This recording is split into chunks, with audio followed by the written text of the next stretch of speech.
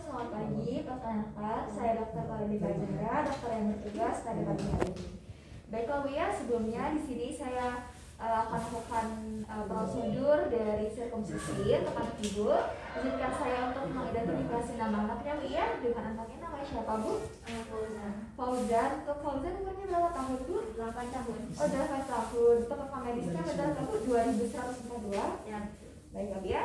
Saya izin menanyakan beberapa hal ya. Pertama untuk adik Fauzan ini Bu ya, apakah ada memiliki riwayat gangguan perdarahan, misalnya mudah lemah gitu, lalu berdarah ketika berdarah lebih saat dia operasi, dan juga pendarahan saat gosok gigi dan pendarahan yang sulit dihentikan gitu Bu? Tidak ada Dok. Tidak ada Bu ya. Apakah adik Fauzan ini punya penyakit peserta, baik penyakit penyerta seperti ada epilepsi Bu, diabetes mellitus tipe 1?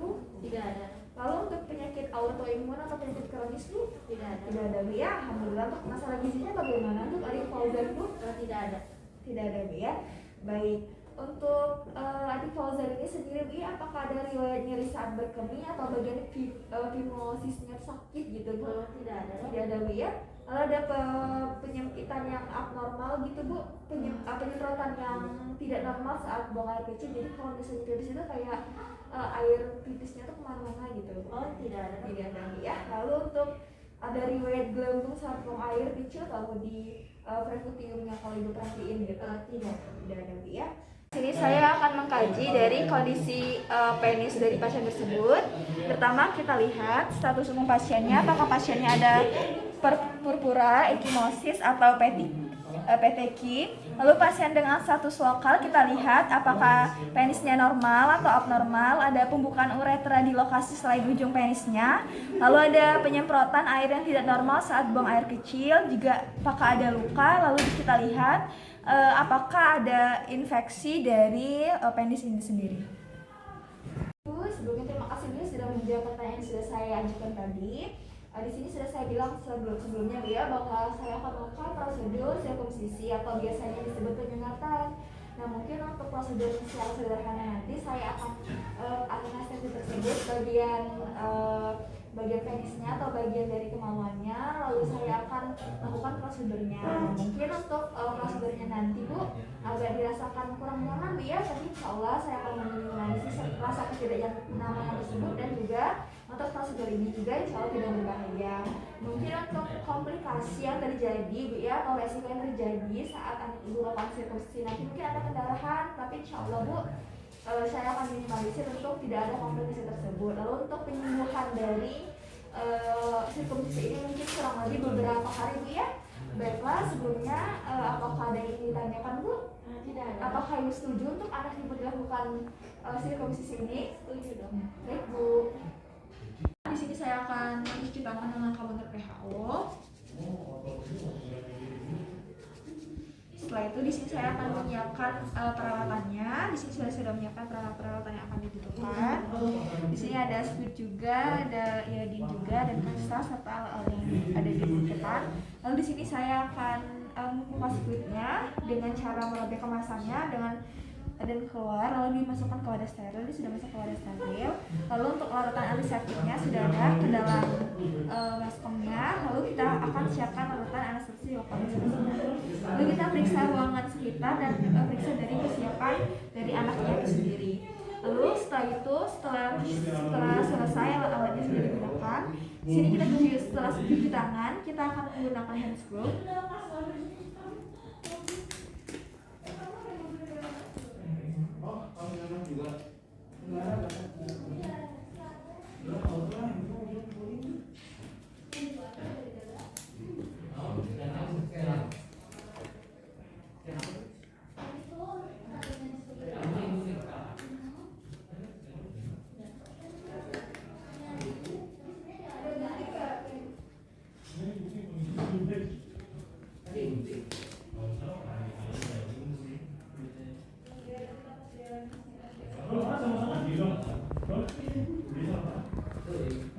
Setelah itu kita akan mengambil cairan tersebut, anestesi lokalnya, siapkan anestesi lokalnya. Kita kasih. Kita tutup kembali dan kita tempatkan ke wadah yang steril. Nah, setelah itu kita akan membersihkan area genitalnya. Di sini kita akan menggunakan larutan dengan antiseptik. Di sini kita akan menggunakan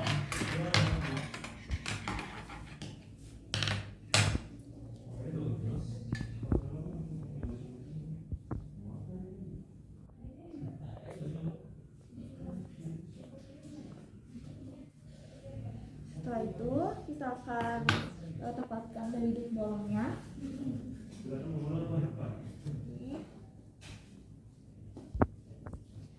Nah, lalu kita akan memberikan anestesi lokal pada bagian penisnya ini. Di sini kita lakukan terlebih dahulu di sini.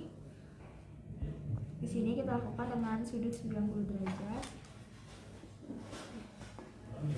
Ini masukkan. Sebelumnya kita aspirasi terlebih dahulu apakah ada darah atau tidak, lalu kita masukkan.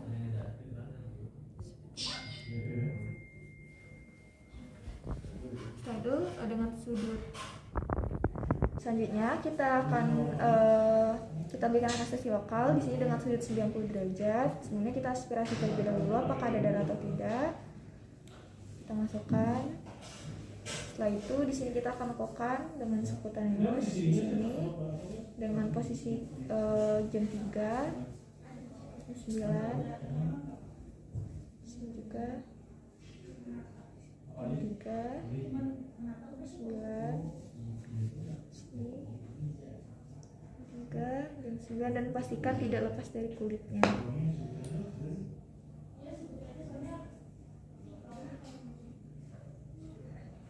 Nah, setelah selesai proses anestesinya, sini kita akan mengecek apakah anestesinya itu sudah bekerja atau tidak dengan mencubit bagian kulum dengan forceps bedah.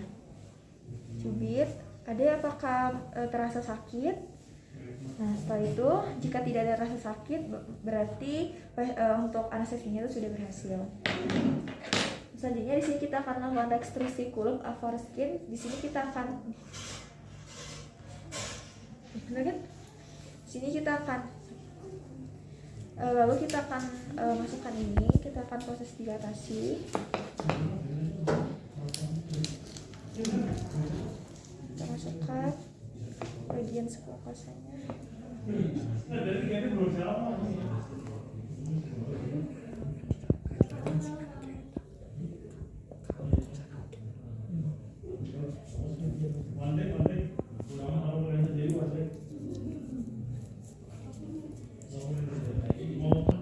Nah, setelah itu sampai sini, lalu kita akan bersihkan kembali.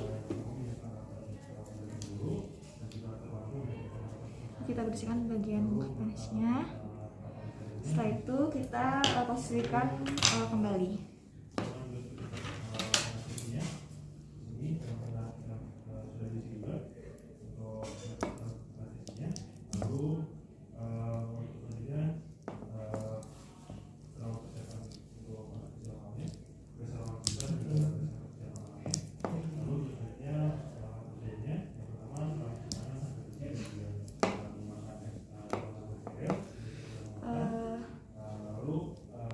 Setelah itu saya akan marking bagian yang mana yang akan kita jahitnya atau kita potong. Sini. Setelah itu saya akan klip. Di sini yang pertama kita akan klip terlebih dahulu. Sini dari jam 6 terlebih dahulu di sini.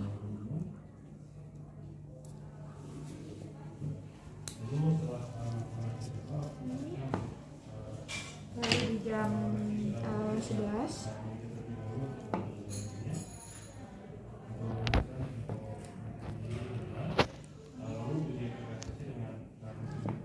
Lalu di jam 1.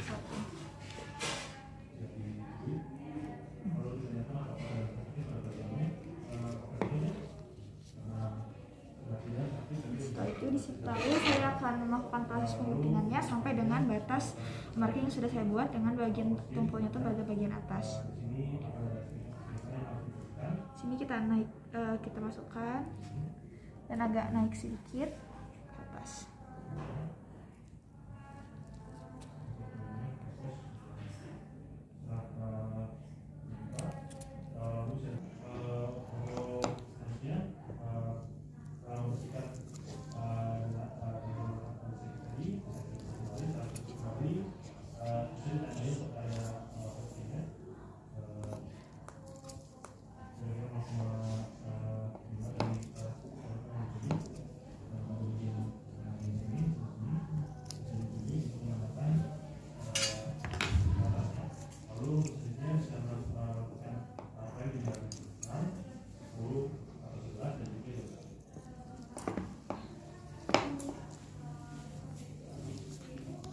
Setelah itu kita akan mencek pendarahan, apakah ada pendarahan atau tidak saat kita melakukan insisi tadi. Di sini kita akan menggunakan pasta, dilihat apakah ada darah atau tidak. Di sini terlihat bahwa tidak ada pendarahannya. Lalu kita selanjutnya kita akan melakukan proses penjahitan. Ini menggunakan jarum jahit.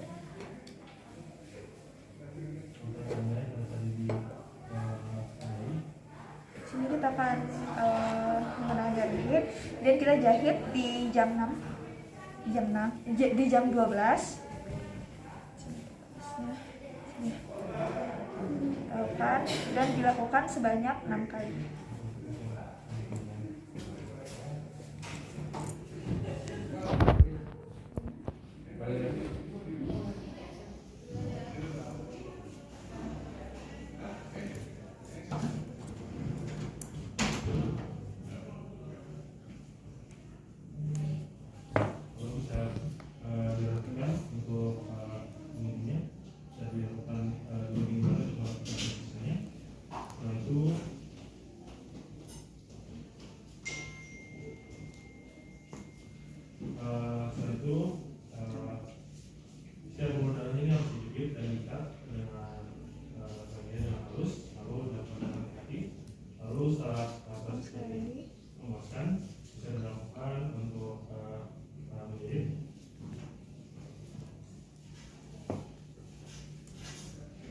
Lalu kita akan gunting.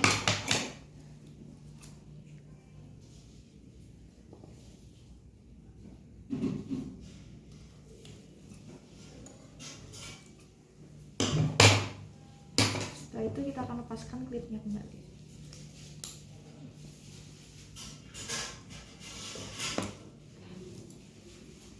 Setelah selesai dari proses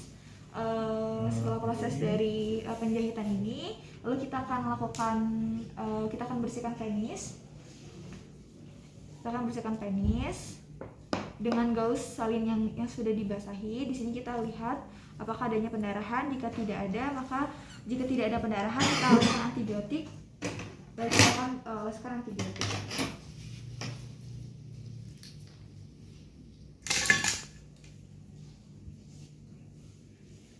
Setelah selesai, sini sudah selesai, kita lepaskan dari dok bolongnya.